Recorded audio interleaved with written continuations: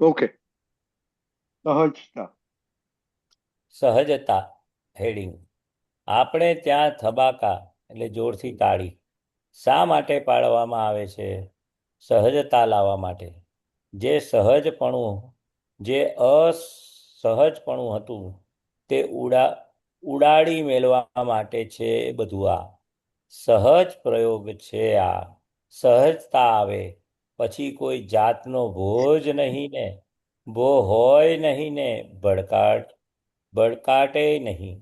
આમ કરાય ને આમ ના કરાય એવું જેના મનમાં વિકલ્પ છે તેને ભો હોય. આપણને તો ભો જ નહીં ને કોઈ જાતનો. ભૂતા બધા નીકળી જવા જોઈએ. પ્રશ્ન કરતા આ આ તાળીઓ સમજાવો ને, પાડવા. આ હા, ભો શું કહેવાય? જાતનો બોજ નહીં હોય. એ ભો એટલે ભય, ભડકાટ. ઓકે, આપણને લાગે કે આપણે તાળી પાડીશું તો આપણને બીજાને નહીં ગમે. આપણે તો એટિકેટ વાળા.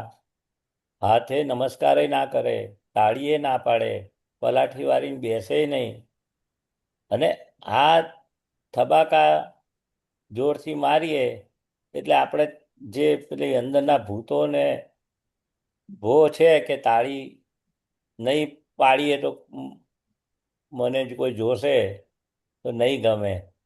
એટલે ભૂત અને ભડકાટો એ બધા જતા રહે કે છે, એટિકેટ જતી રહે એવું કહેવા માંગે છે. બરાબર. પ્રશ્ન કરતા આ તાળીઓ પાડવામાં હું વિરોધ કરતો હતો એવું ભાઈ પૂછે છે. તે આજે બધાના કરતા જોરથી હું તાળી પાડું છું તે આવું કેમ બનતું હશે? દાદા કહે છે, તાળીઓ પાડવાથી મોક્ષે જાય એવો કોઈ નિયમ નથી હોતો. તેને સૂનમૂન બેસી રહી અને વાંચ વાંચ કરીએ એ મોક્ષે જવાનો કઈ નિયમ નથી હોતો. મોક્ષે જવાનો નિયમ એટલે કેવો છે? માણસ સહજ રહે છે કે નહીં એટલું જ જોવાનું છે કે છે. એટલે આમ તાળીઓ પાડવાથી જ મોક્ષે જાય કે સૂનમૂન બેસી રહે, વાંચ વાંચ કરે એમ મોક્ષે જવાય એવો કોઈ નિયમ નથી. પણ સહજ રહે છે કે નહીં એટલું જ જોવાનું છે કે માણસ જે ટાઈમે જે સંજોગોમાં એની એટિકેટ, મારી આબરૂનું શું, એ મને કોઈ જોશે તો શું, એ કઈ વિકલ્પ ઊભો થાય એ સહજપણું ગયું. બધા સાથે ભળી જવાનું. તો કે છે કે આવું બેસાતું હશે પલાઠી વાળીને, આવી તાળીઓ પડાતી હશે, આવા રીતે ઊભા થવાનું કે દાદા, ગરબા ગાવાનું કહેતા હતા દાદા, તો ગરબા તો ગવાતા હશે.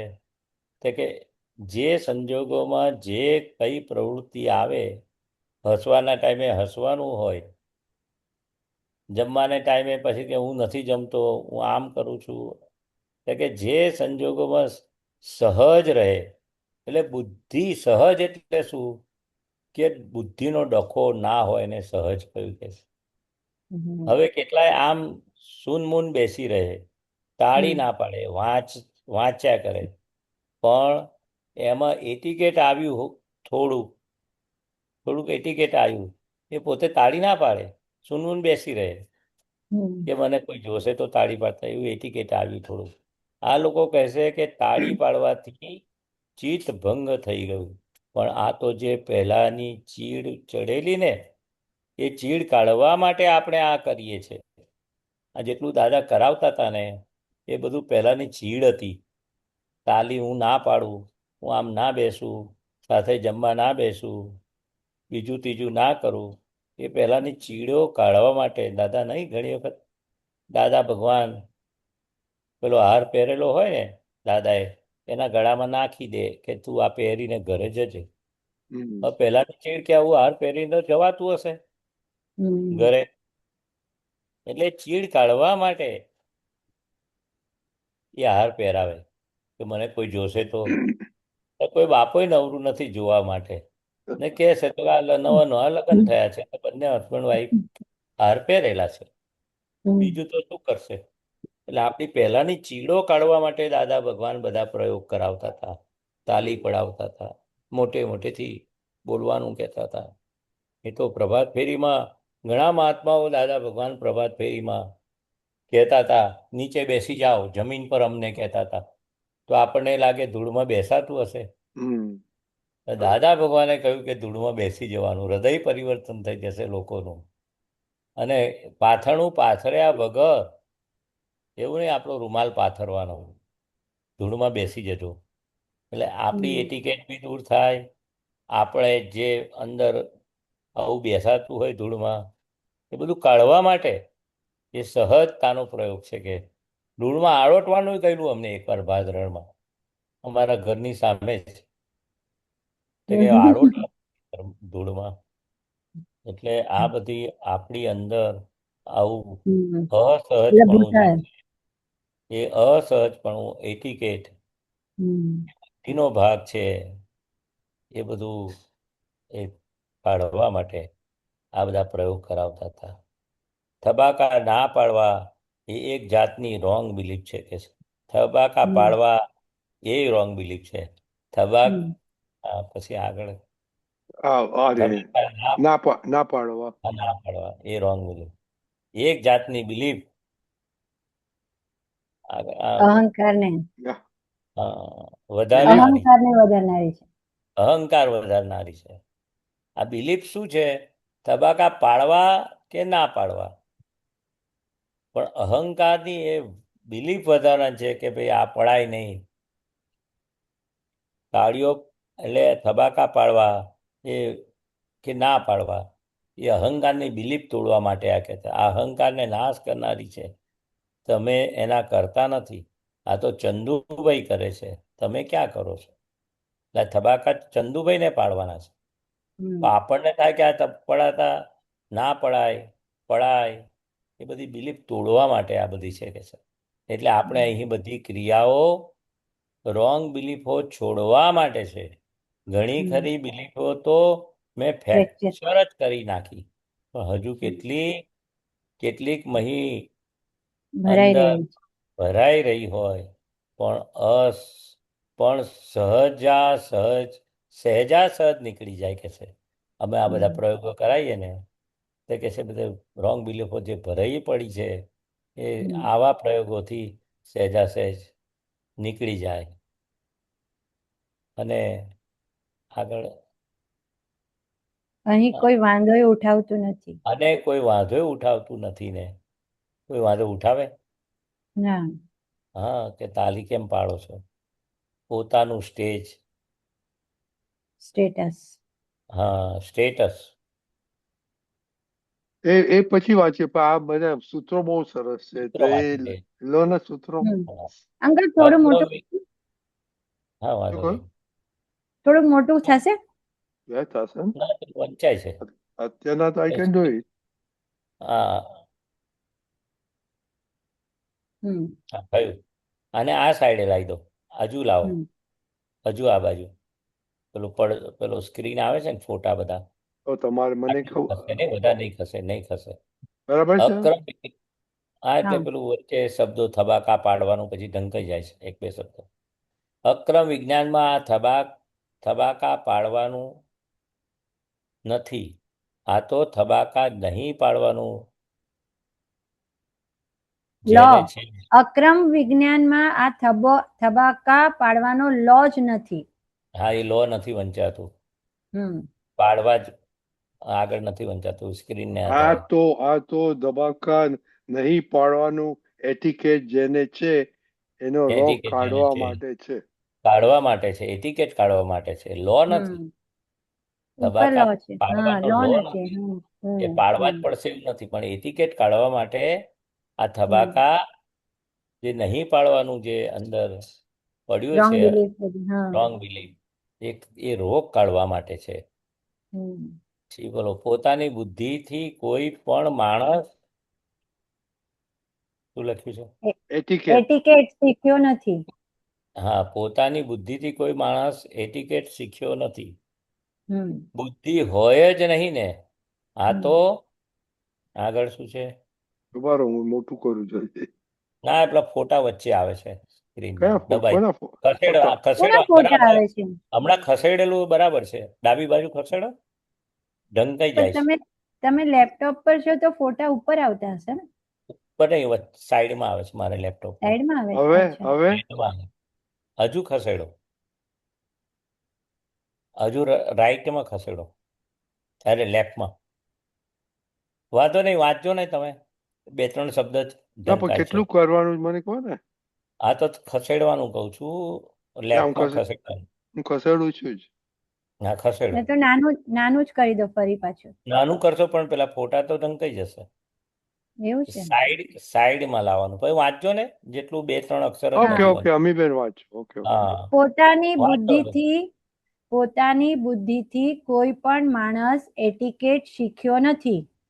હમ બુદ્ધિ હોય જ નહીં ને. આ તો હમ. એટિકેટ તો બધી નકલો નકલો કરેલી, નકલો નકલો. કરેલી. તે હા. આ રોગ પેસી ગયેલો, તે આ હમ રોગ કાઢવા માટે મેં આ કરેલું. હા. હમ. બુદ્ધિથી કોઈ એટિકેટ શીખ્યો નથી.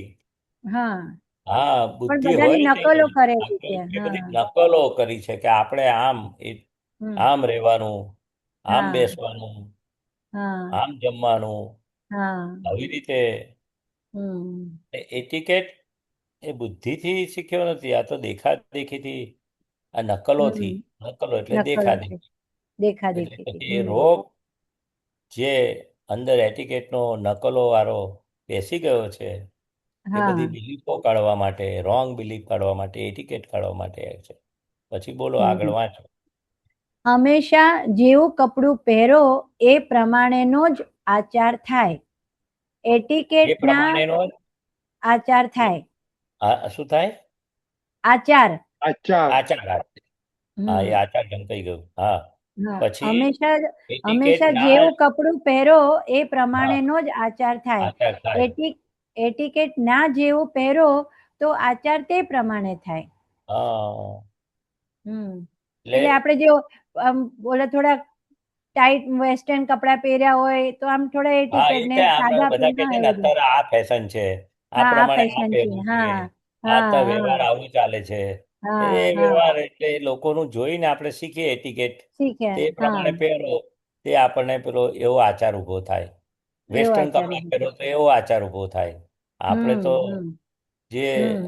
લોકો એક્સેપ્ટ કરે, લોકોને હા. આપણી દાનત આપણા કપડાં પહેરવાથી બગડે નહીં. દાદા હમ. ભગવાન કહે છે, મહાવીર ભગવાને પણ વાળ હમ. કઢાઈ નાખ્યા કે કઢાઈ ભાઈ, નાખ્યા હતા. પોતે એમ કે કોકને મારા પર પણ મોહ ઊભો થાય, હા. એવું વિચારતા હતા. તો આપણે એવા એ છે. કપડાં ના પહેરાય કે બીજાને હમ. મોહ ઊભો થાય, એની નજર હમ. બગડે. હમ. એટલે તો આ પેલા માથું બી ઢાંકવાનો રિવાજ હતો. એમના હમ. ભાભી હતા, એના એટલા હમ. વખાણ કરતા હતા કે પગની પાની પણ ના દેખાય એવા કપડાં પહેરતા હતા. અને હમ. માથું ક્યારેય હમ. ઉઘાડું નતા રાખતા. એવા હમ. ચારિત્રવાન બહુ વખાણ કરતા હતા ભાભીના. એવા હમ. બેન દિવાળ ભાભીના. દિવાણ ભાભી. હા. હા, એટલે આ દાદા ભગવાને સામાન્ય કહ્યું કે આપણે હમ. દેખાદેખી નહીં કરવું, જે હમ. એવા કપડાં પહેરવા કે હમ. બીજાની નજર આપણે નિમિત્ત ના બનીએ બગડે તો. એ તો બહુ હમ. બધી વાત છે કપડાની. હા, બહુ બરાબર. બધી. હા, તો વાંચો. એટલે અહીંયા એમ કે છે એટિકેટ એ ઇન્ડિયન ગુણ નથી, હમ સભ્યતા એ ઇન્ડિયન ગુણ છે. હા, આ તો બહારથી આવેલું દાદા એમ કે બહારથી છે ને, આવેલું છે. વેસ્ટર્ન માંથી આવેલું છે. સભ્યતા કે આપણે કયું શોભે, કયું ના હમ. શોભે, એ સભ્યતા કહેવાય. જે હમ. જગ્યાએ જે કપડાં શોભે હમ. એ કપડાં પહેરો. આપણે બેસણામાં કેવા પહેરીએ? વ્હાઈટ. ત્યાં હમ. કલરિંગ પહેરીએ તો શોભે? ના શોભે. જેવા પ્રસંગમાં, લગ્નમાં તમે ચણિયા હમ. ચોળી પહેરો કે દાગીના પહેરો, પણ હમ. એવા સભ્યતાવાળા, હમ. એ બધું અને જે જેનાથી આપણું એટિકેટ ના ઊભું થાય. હા, કે હા, એ હું કઈ બહારનું છું. નહીં.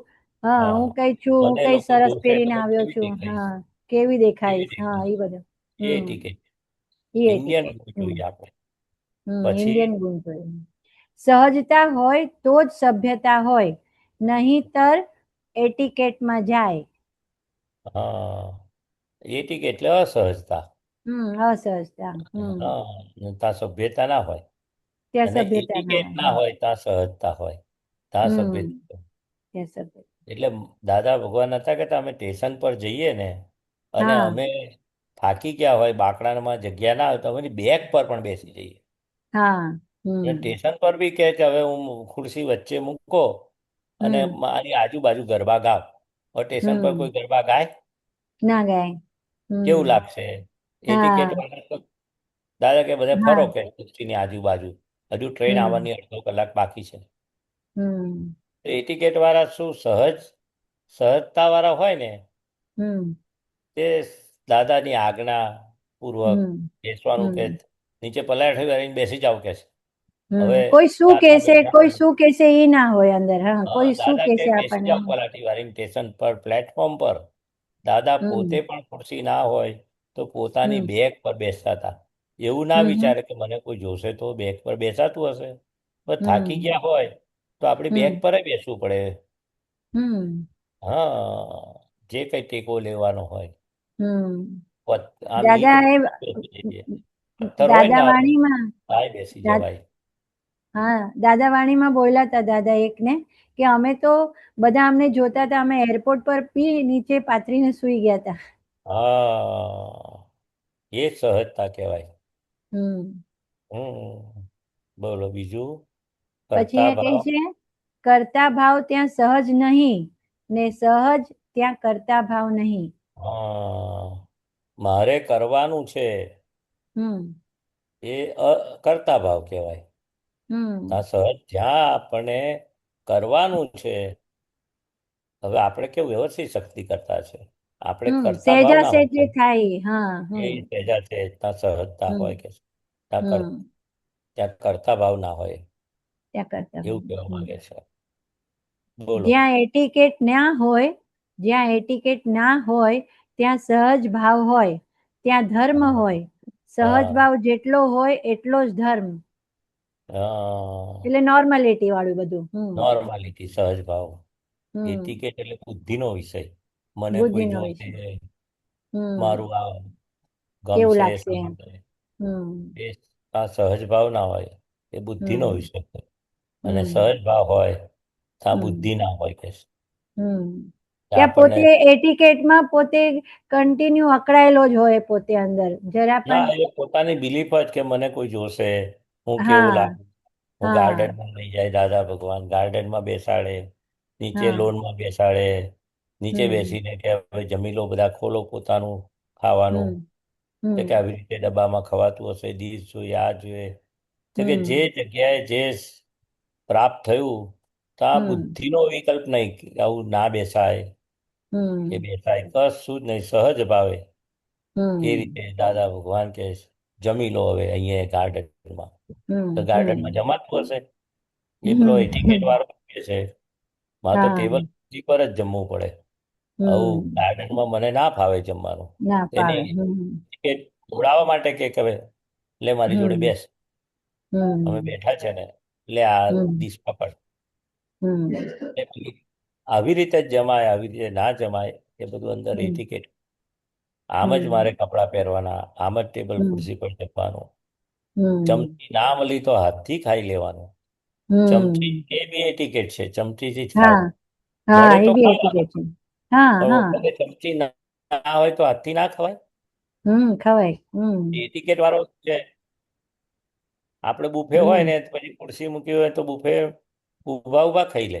અલા તું હા શાંતિથી બેસીને સહજ પ્રમાણે ખા. હમ ના ખાય સહજ રીતે, ઉભા ઉભા હમ ખાઈ લે. એટલે હમ ચમચી જ જોઈએ એને. હમ મળે હમ ના મળે તો શું કરવાનું? એ મારા હાથ પકડશે. હમ એટીકેટ વાળો શું કે હાથ પકડશે, બુદ્ધિનો ભાગ હાથ બતાવે ને. પકડ.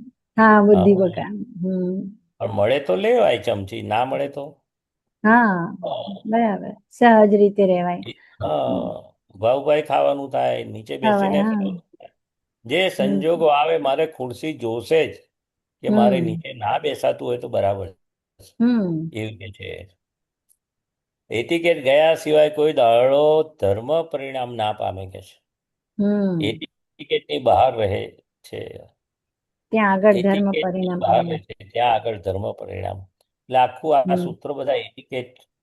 એટીકેટ હમ એટલે પોતાની જે બિલીફ છે, મારે આમ હમ ના કરાય, આમ જ કરવું, મને આમ જ ફાવે, આમ ના ફાવે. હમ એ હમ બધી એટીકેટ તોડાવવા માટે બધા પ્રયોગો છે. આ ધર્મની હમ તો વાત જ ના આવે. ના આવે. એટિકેટ હોય ત્યાં ધર્મની વાત ના આવે એવું દાદા બધી બોલે. અસહજતા. એટિકેટ એટલે આખી અસહજતા જ બધી. એટિકેટ એટલે બુદ્ધિનું પ્રમાણ. બુદ્ધિનો ભાગ. હા, બુદ્ધિનું પ્રમાણ. મારે આમ જ આ છે, લોકો મને શું કે છે એ રીતે કે છે. બરાબર. બોલો બીજું. આપણો ટાઈમ બહુ થઈ ગયો છે સરસ. હવે. ઓકે ચાલો જય બોલાય. સચ્ચિદાનંદ. શ્રીમતી જય બોલો સચ્ચિદાનંદ. અમીબેન ફોલો કરો.